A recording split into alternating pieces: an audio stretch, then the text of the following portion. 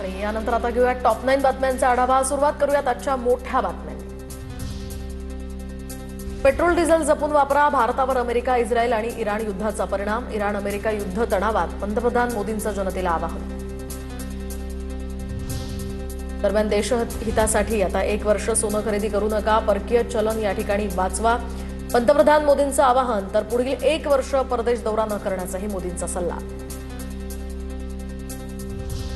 भारतीयांनी तेल खाणं कमी करावं, तेल कमी खाणं ही देखील देशभक्ती असल्याचं मोदींचं वक्तव्य। इराण अमेरिका युद्ध तणावात, पंतप्रधान मोदींचं जनतेला आवाहन। Work from home, online conferences, virtual मीटिंग्सचा वापर करा, मेट्रोनं प्रवास करा, इलेक्ट्रिक वाहनांचा वापर अधिक करा, पंतप्रधान मोदींचा जनतेला सल्ला। पेट्रोल डिझेल संदर्भात मोदींनी केलेलं आवाहन योग्यच, अधिकचा उपयोग केल्यास अडचण निर्माण होऊ शकते। मोदींच्या आवाहनावर मुख्यमंत्री फडणवीसांचं भाष्य। मोदी प्रत्येक वेळी लोकांवर जबाबदारी ढकलून देतात, राहुल गांधींची टीका। तर देश चालवणं आता तडजोड करणाऱ्या पंतप्रधानांच्या आवाक्याबाहेरचं आहे। मोदींचे सल्ले नव्हे तर नाकर्तेपणाचे पुरावे, राहुल गांधींचा हल्लाबोल। चुकीच्या परराष्ट्र धोरणामुळे देश अडचणीत येऊ नये, रोहित पवारांचं वक्तव्य। तर सर्व पक्षांना विश्वासात घेऊन सहमतीनं परराष्ट्र धोरण आखावं, मोदींचं आवाहन। म्हणजे पेट्रोल डिझेल दरवाढीचे संकेत नाही ना, रोहित पवारांचा सवाल। महागाईचा फटका देशाला बसू नये म्हणून मोदींचं आवाहन, मंत्री बावनकुळेंचं वक्तव्य। तर पेट्रोल डिझेल गॅस विदेशात आयात करावा लागतं, मोदींचं आवाहन सकारात्मक घेऊन जनतेनं स्वदेशी वस्तूंचा वापर करावा, बावनकुळेंची यावर प्रतिक्रिया। आता बघूया टॉप 9 महत्त्वाच्या बातम्या। टीसीएस प्रकरणातील आरोपी निदा खानला आज कोर्टात हजर करणार, तर निदा खानच्या मोबाईलमधील फॉरेन्सिक अहवाल कोर्टात सादर करणार। आरोपी अश्विनी चैनानीसह 4 आरोपींच्या जामीन अर्जावर सुद्धा सुनावणी होणार। दरम्यानचा नगरसेवक मतीन पटेलच्या घराला छत्रपती संभाजीनगर महापालिकेनं दिलेल्या नोटिशीला 3 दिवस पूर्ण। छत्रपती संभाजीनगर मनपाकडे आता मतीन पटेल वकिलांमार्फत उत्तर देण्याची शक्यता। तर आज मतीन पटेलच्या अनधिकृत घरावर कारवाईचीही शक्यता। टीसीएस धर्मांतरण प्रकरणातील आरोपी निदा खानचा तेलंगणामध्ये जाण्याचा प्लॅन होता।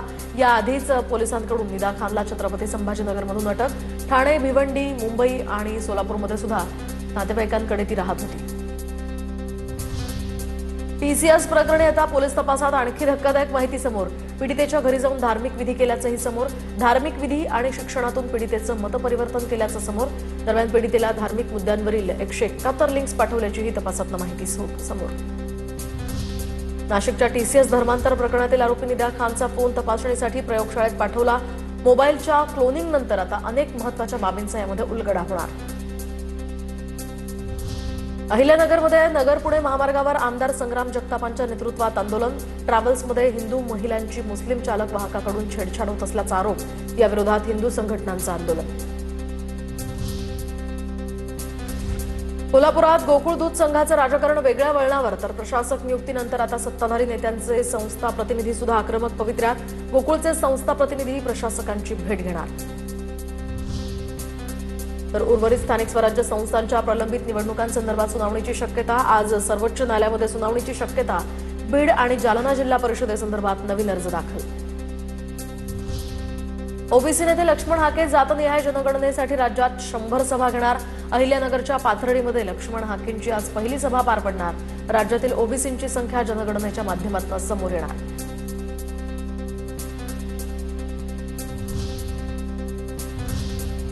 आता बघूया टॉप 9 राजकीय बातम्या।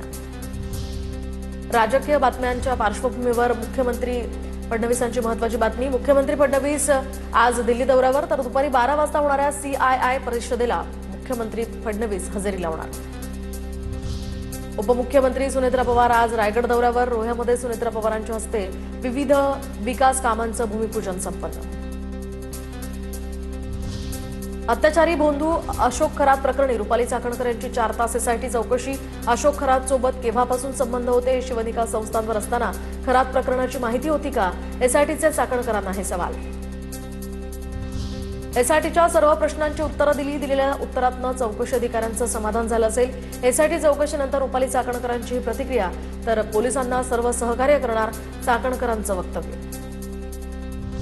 निदा खानला अटक, पण 40 दिवस उलटले तरी कल्पना खरातला अटक नाही। 2 महिन्यांनंतर चाकणकरांना चौकशीला बोलावणं हा निव्वळ फार्स आहे. चाकणकरांच्या चौकशी संदर्भात अंधारेंचं ट्विट. तर मुळात चाकणकरांना क्लीन चिट द्यायची जवळपास निश्चित झालंय अशी चर्चा. अंधारेंचा निशाणा. ठाकरेंच्या सेनेच्या नेत्या सुषमा अंधारे हक्कभंग कारवाईला सामोरं जाणार. आज दुपारी 2 वाजता विधिमंडळात हक्कभंग कारवाई होणार. तर याआधी प्रकृती अस्वस्थ्यामुळे सुषमा अंधारे अनुपस्थित होत्या. नसरापूर अत्याचार प्रकरणामध्ये सरकारी वकील म्हणून अजय मिसर यांची नियुक्ती. तर सुनावणी प्रभावीपणे आणि जलद गतीनं पार पाडण्यासाठी निर्णय. तपास वेगानं पूर्ण करून न्यायालयामध्ये पुरावे सादर करण्याची प्रक्रिया सुरू. साताऱ्यामध्ये उपमुख्यमंत्री शिंदेंकडून तापोळा ते अहिर अत्याधुनिक पुलाची पाहणी. या केबल्स या ठिकाणी स्टे पुलासाठी एकूण 175 कोटींचा खर्च. पुलामुळे महाबळेश्वरवरून येणाऱ्या पर्यटकांना कोकणात जाता येणार.